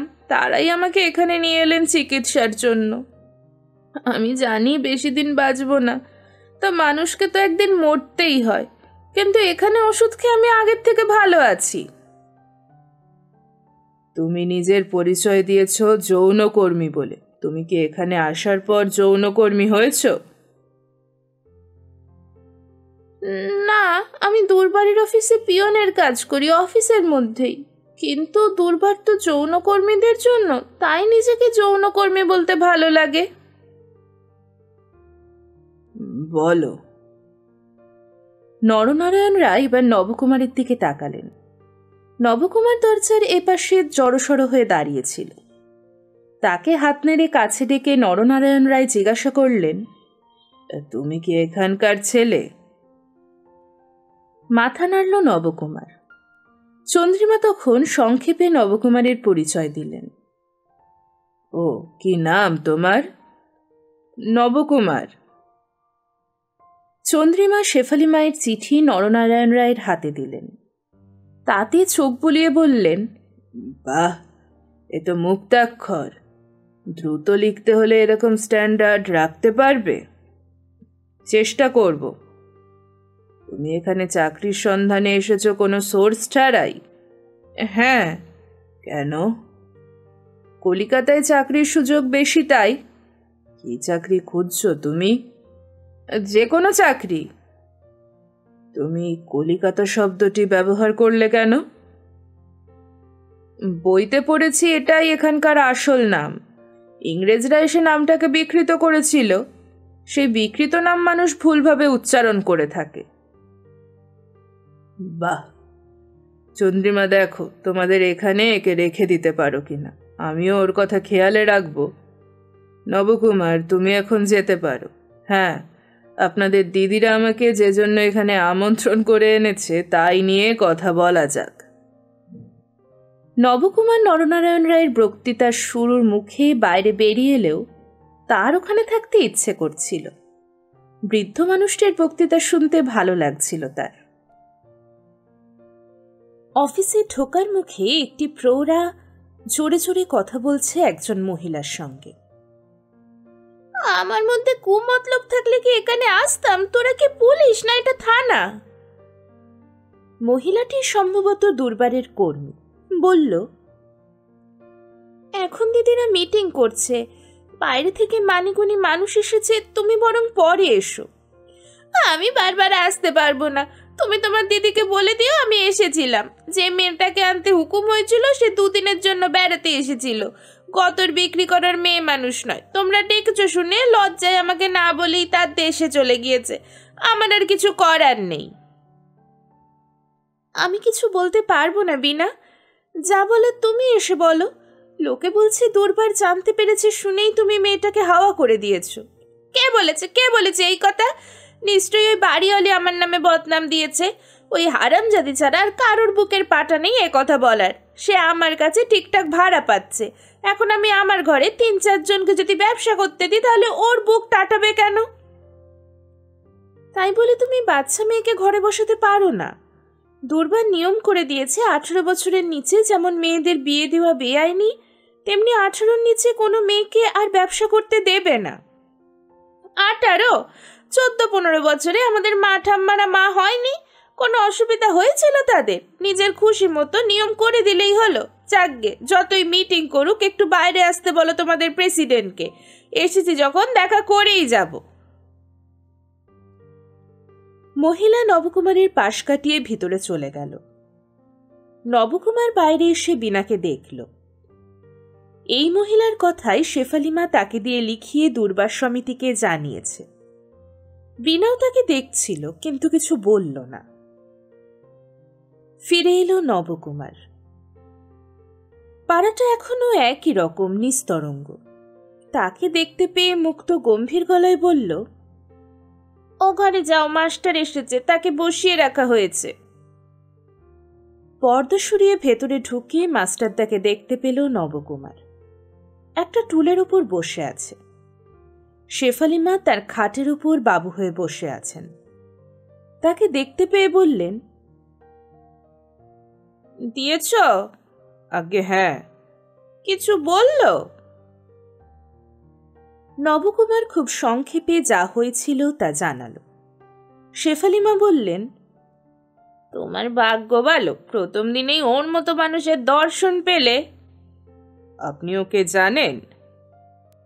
সে অনেক বছর আগের কথা। বিডন স্কোয়ারে যাত্রা উৎসব হচ্ছিল, আমরা করছিলাম ঝাঁসির রানীর পালা। খুব নাম হয়েছিল তখন। তো কমিটি আমাকে সংবর্ধনা দিয়েছিল। সেই আসরে প্রধান অতিথি হিসেবে নরনারায়ণ রায় এসেছিলেন। আমার হাতে পুরস্কার তুলে দিয়ে আশীর্বাদ করেছিলেন। পায়ে হাত দিয়ে প্রণাম করতেই বলেছিলেন, মা তুমি মানুষকে সচেতন করছো, দেশকে ভালোবাসতে শেখাচ্ছ। রামকৃষ্ণদেব বলেছিলেন লোক শিক্ষা। আমরা হাজার বক্তৃতা দিয়েও যা পারি না, তোমরা অভিনয়ের মাধ্যমে তা কত সহজে পেরে যাও। শেফালি মায়ের মুখ বিষণ্ণ হয়ে গেল। তখন কি জানতাম আমার শেষ জীবন এমন নরকের পাক ঘেটে কাটবে? মাস্টারদা কথা বলল, ও সেসব দিন আমারও মনে আছে। আপনি আছেন জানলেই রথের দিনেই কত বায়না হয়ে যেত। ওসব কথা থাক মাস্টার, এই ছেলেটিকে কি তুমি তাহলে নিয়ে যাবে? হ্যাঁ, মালিকের সঙ্গে কথা বলেছি। আমাদের প্রম্পটার ছিলেন বিশুবাবু, ওর বুকের ব্যায়ামও হয়েছে। রিহার্সালের সময় নবকুমার যদি কাজটা চালিয়ে যেতে পারে তাহলে খাওয়া থাকা ছাড়া একটা হাত খরচ দেবেন। সেটা কত? আমি জিজ্ঞাসা করিনি, কাজটা ভালোভাবে করুক। সবাই যদি খুশি হয় তাহলে। আসলে তো থাকা খাওয়াই সমস্যা, যেটা হয়ে গেলে আর দুশ্চিন্তা থাকে না। রিহার্সাল শুরু হয় দুপুর থেকে, তার আগে সারা সকাল পড়ে থাকবে, তখনও অন্য কাজ করে নিতে পারে। কিন্তু ভবিষ্যৎ? আপাতত তো একটা ঠেকা দেয়া গেল। চেহারাপত্র ভালো আছে, গলা থাকলে আর দেখতে দেখতে অভিনয়টা শিখে নিলে, মানে সেই সুযোগটা তো থাকছে। আমি ওকে কথা দিয়েছিলাম তোমাকে সুযোগ করে দেব, তারপর তুমি চড়ে খাও। সেটা করে দিচ্ছি। মাস্টারদা উঠে দাঁড়ালো। ও রাত্রে থাকবে কোথায়? রিহার্সালের পর ওখানেই ঘুমাবে। দল যখন বাইরে যাবে? ঢাকে কাঠি পড়তে এখনো অনেক দেরি, তখন চিন্তা করা যাবে। না। মাথা নাড়লেন শেফালি মা। অবাক চোখে তাকালো মাস্টার। তোমার মালিককে বলো খাওয়া থাকার ব্যবস্থা করতে হবে না। ও যে ঘরে কাল ছিল সেখানেই থাকবে, এখানেই খাবে। দুপুরে পৌঁছে যাবে রিহার্সালে। তোমার মালিককে বলো ওর পিছনে যে খরচ হতো সেটাই মাস গেলে ওকে ধরে দিতে। শেফালি মা কথাগুলো বলে তাকালেন নবকুমারের দিকে। কি তোমার আপত্তি আছে? নবকুমার মাস্টারদার দিকে তাকালো। কি জবাব দেওয়া উচিত? মাস্টারদা যেখানে যাওয়ার কথা বলছে সেই জায়গাটা সে দেখেনি। শেফালি মা যা বলছেন সেটা শুনলে তার ভালোই হবে, কিন্তু শেফালি মা তার দিকে তাকিয়ে আছেন। অতএব কথা বলতে হলো। আপনারা আমার চেয়ে অনেক বেশি এখানকার কথা জানেন, যা করলে ভালো হয় তাই করুন।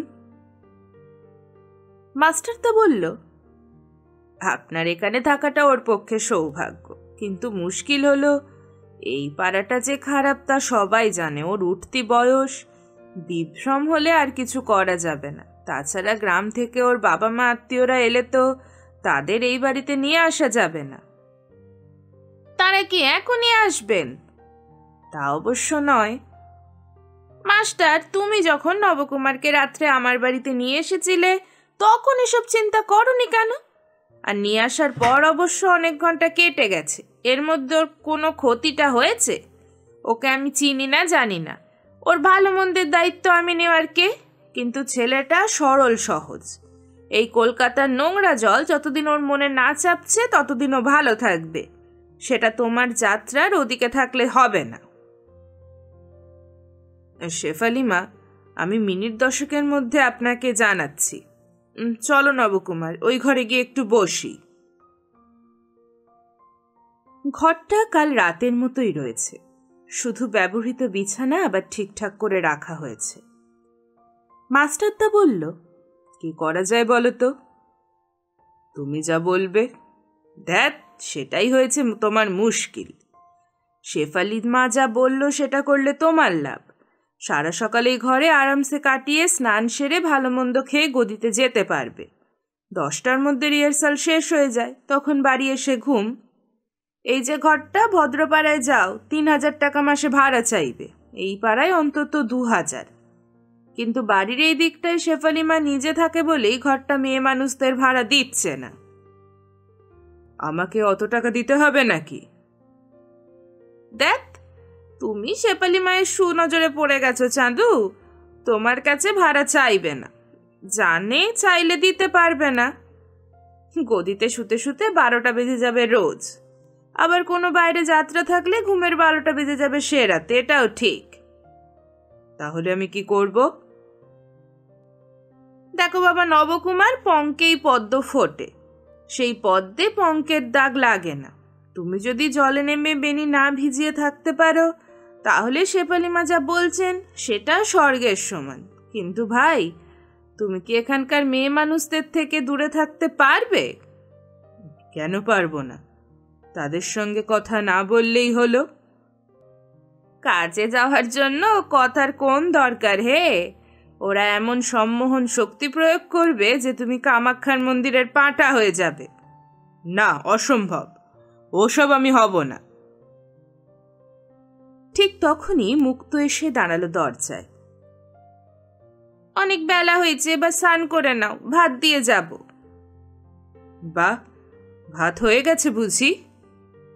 মাস্টারদা উৎসাহিত। তোমার এত আহ্লাদের কি আছে? ভাত এর জন্য হয়েছে। যাত চলে, আমি তোমাকে এখানে নিয়ে এলাম আর আমিই পর হয়ে গেলাম? সকাল থেকে 2টো বিস্কুট আর চা ছাড়া কিচ্ছু খাইনি। নবকুমারের খুব খারাপ লাগলো। সে বলল, তুমি ভেবো না, আমাকে যা দেবে তা দুজনে ভাগ করে খেয়ে নেব। তোমার কম পড়ে যাবে না? না। স্নান করতে গিয়ে নবকুমার আবিষ্কার করলো কলে জল নেই। পাশে একটা বাঁধানো গর্তে জল ধরা রয়েছে। জলের নিচে কালো শ্যাওলা ভাসছে। চোখ বন্ধ করে মগে জল তুলে স্নান সেরে নিল নবকুমার। চৌবাচ্চার বাকি জল এখন ঘোলা হয়ে গেছে। একেবারে তলায় জল বেরিয়ে যাওয়ার নলটার মুখে ন্যাকড়া গোজা দেখে সেটা টেনে খুলে দিতেই হুড়হুড় করে জল বেরিয়ে বাথরুম ভাসিয়ে দিল। জল নেমে যাচ্ছে ঝাঁঝরি দিয়ে, কিন্তু চৌবাচ্চা পরিষ্কার হয়ে গেল। আবার ন্যাকড়া গুজে পরিষ্কার হয়ে বেরিয়ে এলো নবকুমার। মাস্টারদা বলল, তাড়াতাড়ি খেয়ে নাও, মালিকের সঙ্গে দেখা করিয়ে দেব। ঘরের কোণে টেবিলের ওপর থাকা বাটির ওপর আরেকটা থালা চাপা দিয়ে ইতিমধ্যে মুক্ত চলে গেছে। নবকুমার হেসে বলল, বাহ, 2টো থালা দিয়েছে। ওটা আমার জন্য না, খাবার ঢাকা দেওয়ার জন্য। চলো। ভাত, ডাল, তরকারি আর ছোট মাছের ঝাল। ছোট মাছ বলেই 4টে দিয়েছে। খেতে খেতে মাস্টারদা বলল, তুমি গায়ের ছেলে বলে বেশি ভাত দিয়েছে। পাইস হোটেলে খেলে এক্সট্রা 3 বাটির দাম দিতে হতো। সেখানে এই খাবারের দাম কত লাগবে? তা ধরো 25-26, তবে এমন রান্না পাবে না। খাওয়া শেষ হওয়ার পর দেখা গেল 1 গ্লাস জল রয়েছে। মাস্টারদা বলল, তুমি জলটা খেয়ে নাও, আমি পরে খাবো। যাই হাত মুখ ধুয়ে আসি। বাথরুমে চলে গেল মাস্টারদা। তারপরেই বেরিয়ে এলো। কলে জল নেই, চৌবাচ্চাটাও খালি, হাত মুখ ধোবো কি করে? নবকুমার ঘরের কোণের দিকে আঙুল তুলল। ওই কুজোতে জল আছে। বাঁচালে। কুঁজো নিয়ে বাথরুমে ঢুকে গেল মাস্টারদা। এই সময় মুক্ত এলো দরজায়। খাওয়া হলো? রান্না কিরকম? ভালো। ভালো তো লাগবেই, গায়ে নিশ্চয়ই এমন রান্না হয় না। যাকগে, আজ ঘাড়ের উপর এসে পড়েছে বলে দুজনের খাবার দিয়েছি, এই শেষ। নিশ্চয়ই। আচ্ছা, কলে জল পড়ে কখন? 3 বার জল দেয়। কেন, চৌবাচ্চায় জল নেই? ছিল, খুব কাদা, মুখে দেওয়া যায় না। বাবা, গায়ের পুকুর বুঝি সোনা বাঁধানো? কুজোটা কোথায় গেল? এই যে এখানে। কুজো হাতে নিয়ে মাস্টারদা বাথরুম থেকে বেরিয়ে এলো। লোকে বলে এমনিতে হয় না, অমনি জড়িয়ে। ওটা খালি করে ফেলেছো নাকি? না না, আছে, অল্প আছে। ওতেই কাজ চালিয়ে নাও, আমি পরে ভরে দেব। মুক্ত চলে যাচ্ছিল, মনে পড়ে যেতে ঘুরে দাঁড়ালো। এই যে ছেলে, মা বলেছে সন্ধ্যের পর দেখা করতে। মিনিট 3 হাঁটলেই খারাপ পাড়া শেষ। খারাপ পাড়া মানে যে পাড়ার বাড়িগুলোর দরজায় দরজায় মেয়েরা সেজে গুজে দাঁড়িয়ে থাকে। এখন যে রাস্তা দিয়ে ওরা হাঁটছে সেটা মানুষ গাড়ি রিকশায় গিজগিজ করছে। গোটা 4 অল্প বয়সী মেয়ে শব্দ করে হাসতে হাসতে চলে গেল। এদের মুখে রং নেই বটে, কিন্তু খুব চপল বলে মনে হলো। নবকুমার জিজ্ঞাসা করল, এরা কি ওরাই? ওরাই মানে? বাড়ির দরজায় রং মেখে যারা দাঁড়ায় তারা বাইরে এলে রং মুছে ফেলে? ব্যাট, তোমার কি চোখ খারাপ? এরা সব ভদ্র ঘরের মেয়ে, রবি ঠাকুরের কলেজে পড়ে। এই আর একটু গেলেই জোড়াসাঁকো। জোড়াসাঁকো? রবীন্দ্রনাথ যেখানে থাকতেন? এই খারাপ পাড়ার পাশে উনি থাকতেন? হ্যাঁ রে বাবা, তাই। স্কুলের বাংলা মাস্টার রবীন্দ্রনাথের গল্প বলতেন। একটা কবিতা এখনো মুখস্থ আছে নবকুমারের। আজিয়ে প্রভাতে রবির কর, কেমনে পশিল প্রাণের পর। সেই রবীন্দ্রনাথ যখন এখানে থাকতেন তখন তার থাকায় দোষ কোথায়? আমরা এসে গেছি। মাস্টারদের কথায় চোখ তুলল নবকুমার। রাস্তার দুপাশে বড় বড় হোর্ডিং। সত্য অপেরার নিবেদন, শূন্য মায়ের বুক, অম্বরযাত্রা পার্টির সাহসী প্রযোজনা, নবীনা হান্টারভালি নাম ভূমিকায় মিস কাকুলি। একটার পর একটা যাত্রার হোর্ডিং। চেনা নাম দেখতে পেল সে, বৌমা বনাম শাশুড়ি। এই যাত্রাপালাটি গতবার মেলায় গিয়েছিল। আশেপাশের সব গ্রামের বউ মেয়ে শাশুড়িরা দেখতে গিয়েছিল ঝেঁটিয়ে। মাস্টার তো বলল, এসো শোনো, মালিককে দেখা হওয়া মাত্র প্রণাম করবে, খুব রাশভারী মানুষ, বান থেকে চুন খসলেই ছাঁটাই। নবকুমার মাথা নাড়ল। এখন দুপুর।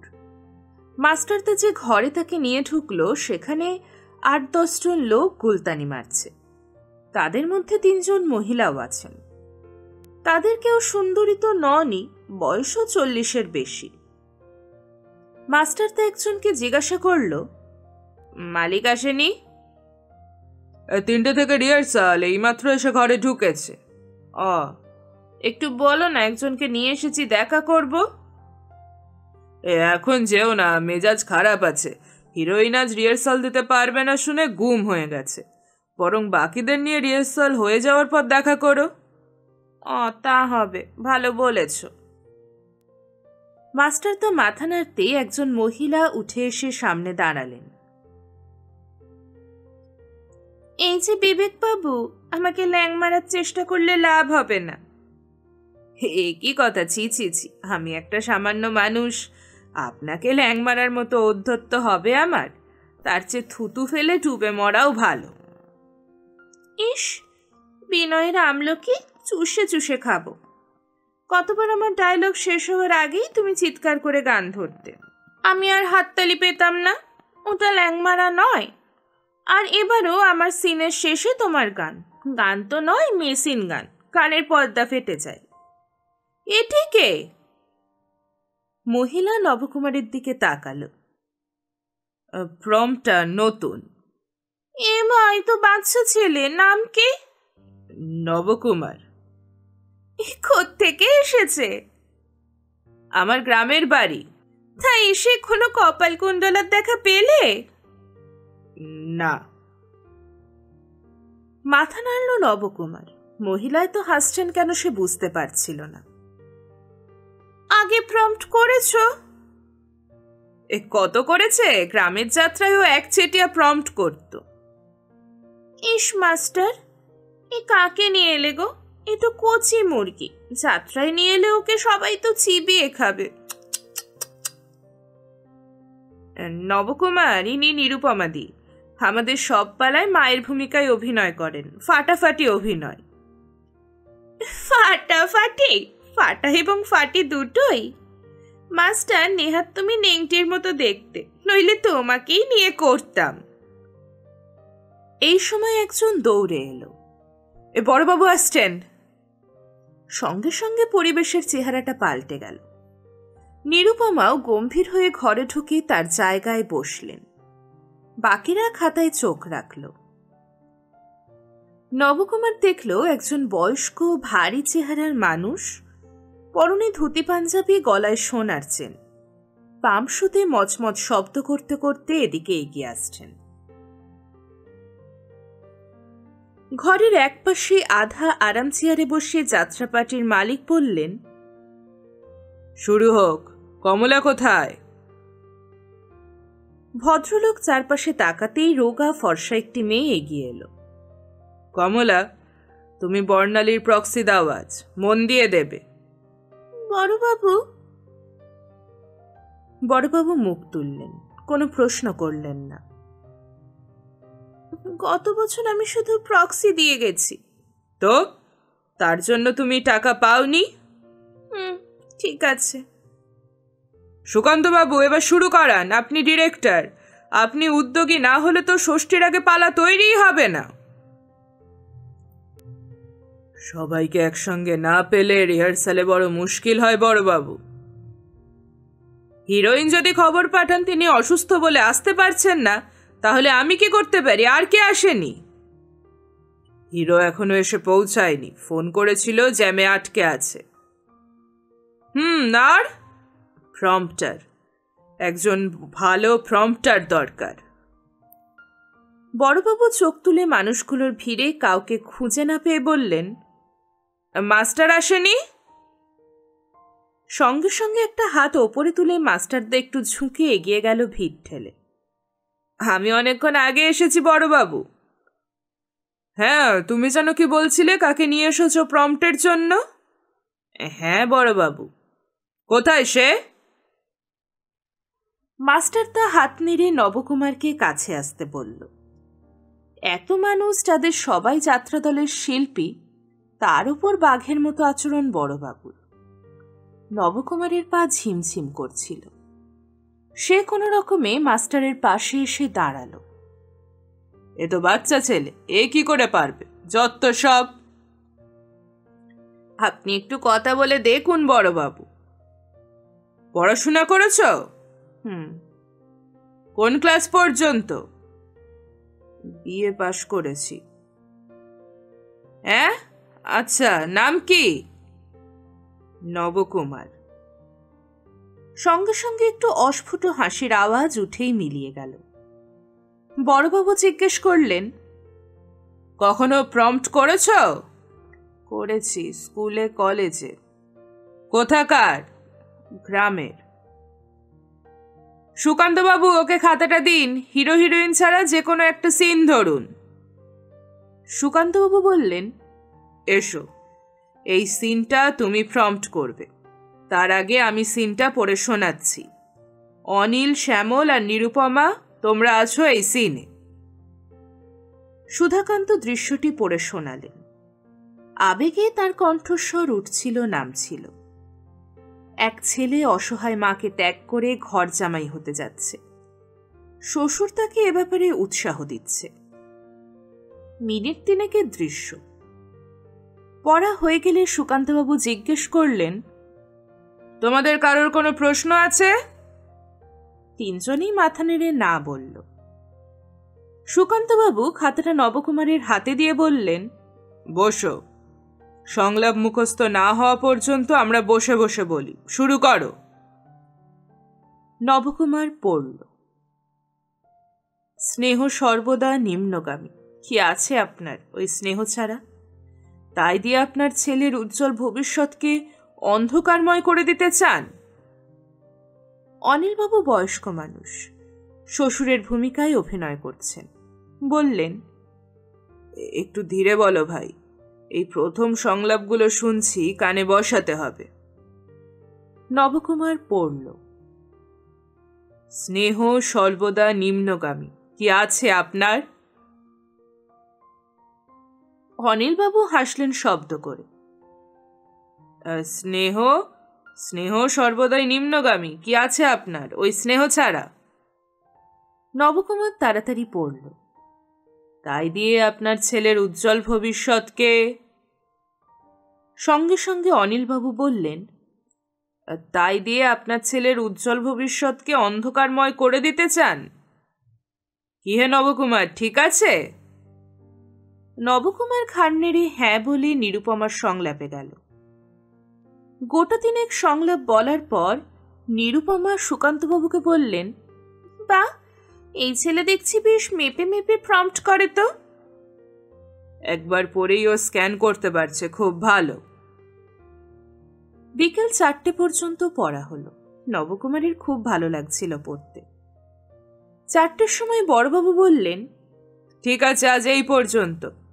কাল দুপুর 1টা থেকে 9টা পর্যন্ত টানা রিহার্সাল। মনে রাখবেন, এখন কামাই করলে নিজেরই ক্ষতি করবেন, নাটক ক্ষতিগ্রস্ত হবে না। মাস্টার, 5 মিনিট পরে ছেলেটিকে আমার ঘরে নিয়ে এসো। জুতোয় শব্দ করে চলে গেলেন বড়বাবু। সুকান্তবাবু বললেন, শোনো নবকুমার, তোমার গলার স্বর মন্দ নয়, পড়েছ ঠিকই, কিন্তু একটা ব্যাপারে তোমাকে সতর্ক থাকতে হবে। তুমি প্রম্পটার, অভিনেতা নও। অভিনেতাকে সংলাপ ধরিয়ে দেওয়াই তোমার কাজ, যাতে নাটক আটকে না যায়। তাই প্রম্পট করার সময় কখনোই অভিনয় করবে না। তুমি অভিনয় করলে অভিনেতা নিজের প্যাটার্ন ভুলে তোমার গলায় সংলাপ বলে ফেলতে পারেন। তাছাড়া তোমার অভিনয়ের ধরন তাকে বিভ্রান্ত করতে পারে। তুমি সংলাপ বলবে একেবারে গোটা গোটা। একটু সড়গড় হলে মুখটা ধরিয়ে দেবে এবং লক্ষ্য রাখবে অভিনেতার কখন সংলাপ শোনা প্রয়োজন, বুঝলে? মাথা নেড়ে হ্যাঁ বলল নবকুমার। অভিনেতা অভিনেত্রীরা চলে গেলেন। নবকুমারকে মাস্টারদা বলল, মনে হচ্ছে তুমি পাশ করে গেছো, কিন্তু আসল রায় দেবেন বড়বাবু। কিন্তু বলো তো চাঁদু, ওই রকম ঠিকঠাক পড়লে কি করে? বাড়িতে প্র্যাকটিস করেছো? দূর, স্কুলে নাটক করেছি কয়েকবার। আপনিও বলে দেননি আমাকে এখানে এসে কি করতে হবে, তাহলে প্র্যাকটিস করে আসার চেষ্টা করতাম। পড়তে হয় পড়েছি, ব্যাস। কি করে বলবো? বড়বাবু যে সত্যি সত্যি তোমাকে সবার সামনে পড়তে বলবেন তা ঘুণাক্ষরে আন্দাজ করতে পারিনি। চলো, 5 মিনিট হয়ে গিয়েছে। এতক্ষণ শুনছিলেন সমরেশ মজুমদারের লেখা কলিকাতায় নবকুমারীর 2য় পর্ব। গল্পটি আপনাদের কেমন লাগছে অবশ্যই জানাবেন কমেন্ট বক্সে। আর এখনো যদি আমার চ্যানেলটিকে সাবস্ক্রাইব করে না থাকেন, এক্ষুনি চ্যানেলটিকে সাবস্ক্রাইব করে নিন।